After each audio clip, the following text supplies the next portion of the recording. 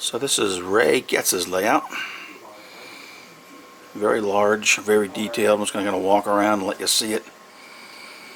We had the tour, but it took an hour, so we're not going to repeat that.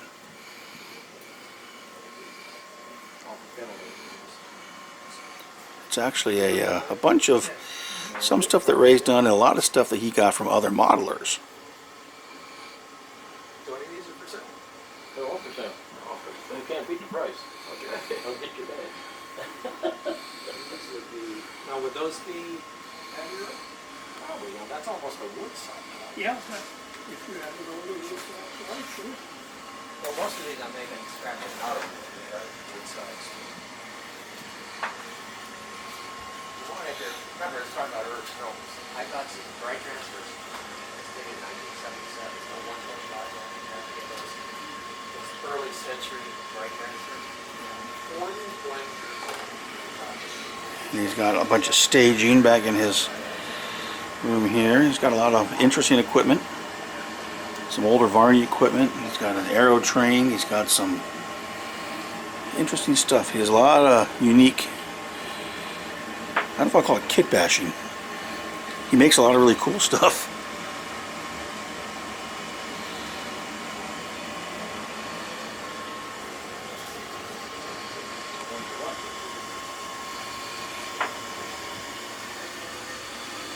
I do like this for obvious reasons. That is really cool. This is actually a train that he runs. He's got he has special orders he gives his operators, things to operate. Really clever.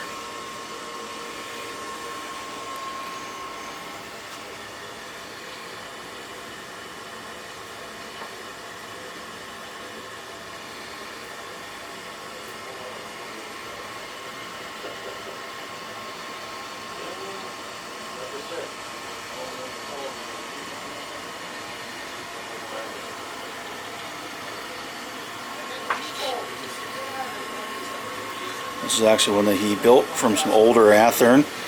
That's an old Athearn baggage car.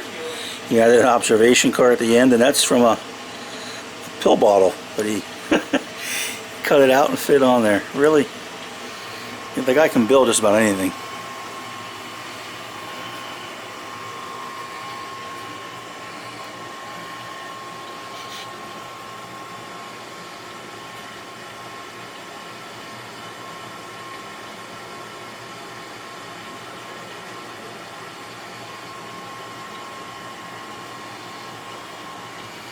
Now Bill's over there talking with Ray about some stuff, but they're going to run some trains for us, so we'll get some stuff running.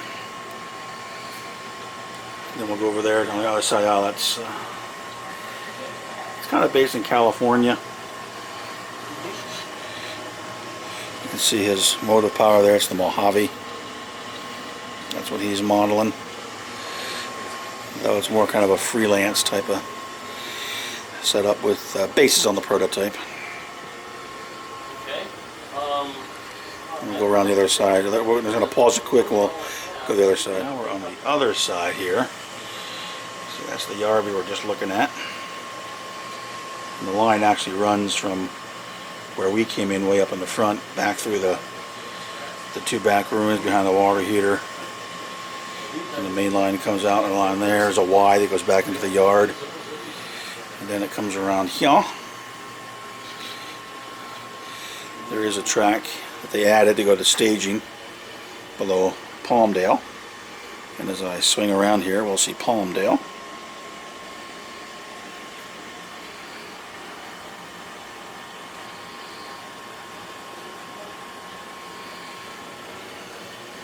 And he does operate, so he's got everything pretty well marked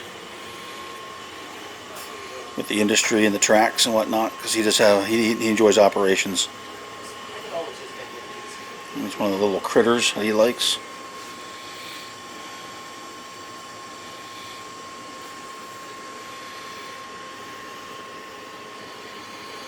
And down here, a little fanciful, but you got to have some fun. He definitely likes to have fun.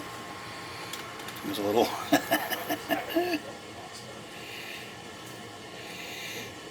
Hey, it happens. It happens.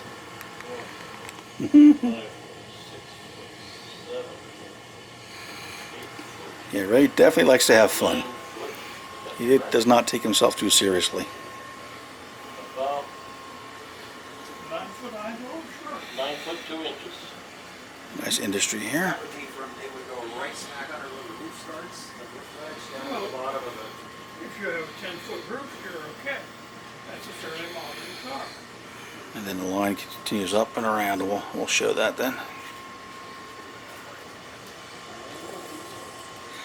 Pan around, so that's where it just came from.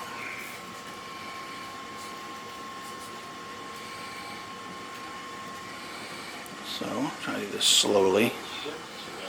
7, So it's staged back behind here. 8 foot. Kind of starts up here, runs down through here, through there, or through there. Back around and back around the back wall, then kind of wise into this yard here. That if you think it hasn't been done somewhere, somebody probably. He's also got staging in here. That's the Southern Pacific trains are in there. They also then they can come out onto the main line there in the back. Then they come around the back and they start running up this way. And they go around what he calls the big curve. That's all there is to it. So, yeah. And we'll continue around the other side. And there's the big curve. There's Dick. And I would have it. I don't know. Comes around the other aisle, comes around here. Big chemical plant.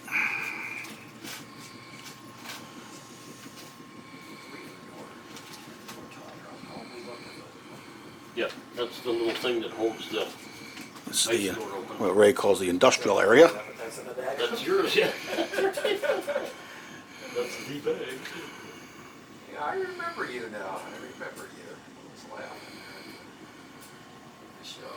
This is Victorville, California.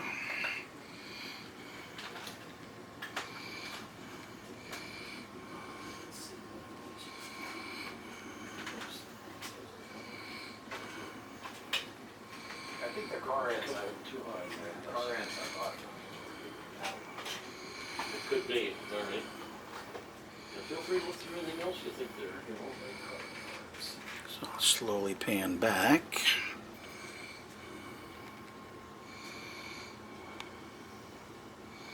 Tweezers? So again, the line comes around the end there. Up here. Through Victorville, California, the big industrial area.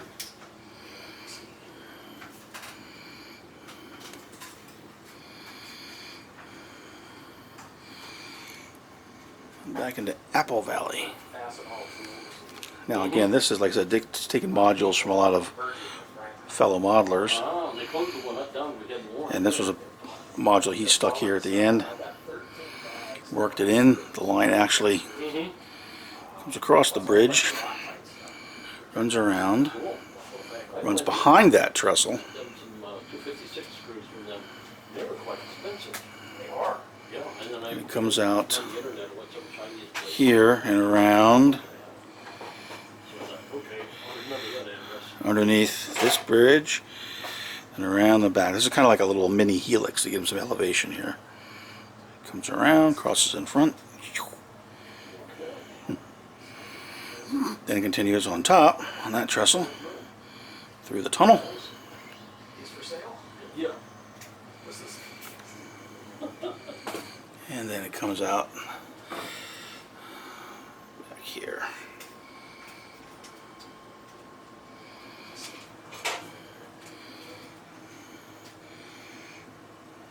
Another industrial area. This is the prison he's working on.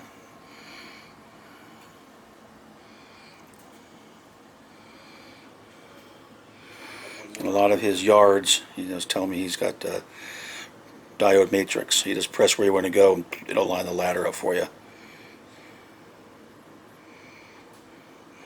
And you can see he uses NCE as his Like, toolboxes, this his is system. outside on- oops. I'm guessing.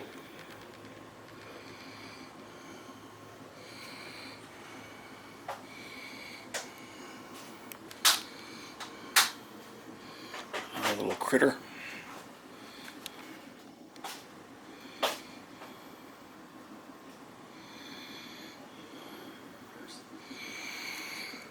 This is Hesperia, California. That's the thing you're looking for. That's perfect.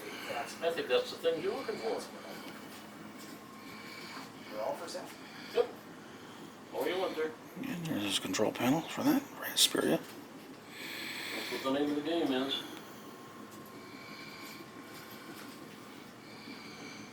I'm scratching these and I've got 40 of them. Is that right? Okay. I'm trying to find these parts. Now we're in Cajon Junction. Got a pan over Bill doing some shopping.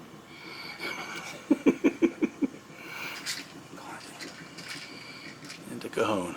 That's the their other end here.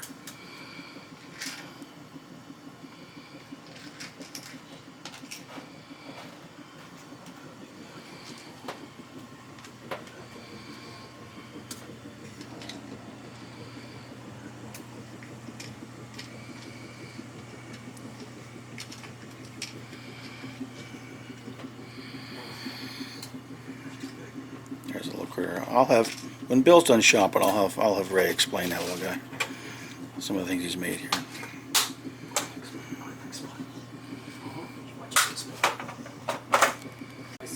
All right, one of the cool things that Ray's done, he's got a whole bunch of critters, I guess I'll call them. Yeah. Critters, yeah. Morphodites. Morphodites. Morphodites is the official term for him here. So what's this one, Ray? What'd you do for that guy there? That I cut the hoods off of a RS2, and that is now considered to be a either an electric or a battery operated RS .25. Okay. There's no grill in those stacks, so it has to be electric or battery. And it does run. It actually is yeah. powered. It's powered and it does run. Runs. Yeah, It runs. I can show you how it runs. Yeah, let me move this one out of the way yeah. here. And that is number 2099. Select 2099. Enter. Reverse.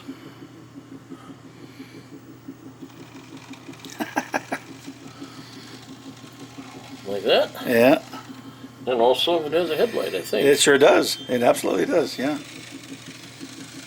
Yep, it runs all over the layout. Cool. And then what'd you do with this one? I took one of these box cabs over here and just cut it in half. Okay, so and that's like the old model die casting, Yep, roundhouse box That's right. cabs. Mhm. Yeah. Yeah. So that's cut in half. And that runs as well. And that is number 662. Yeah. Select 662, enter, reverse. And it has a backup And it's got light. a backup light. Yeah.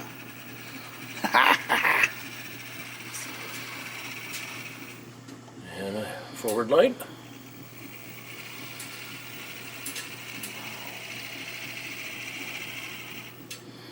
Cool. Very cool. Yep.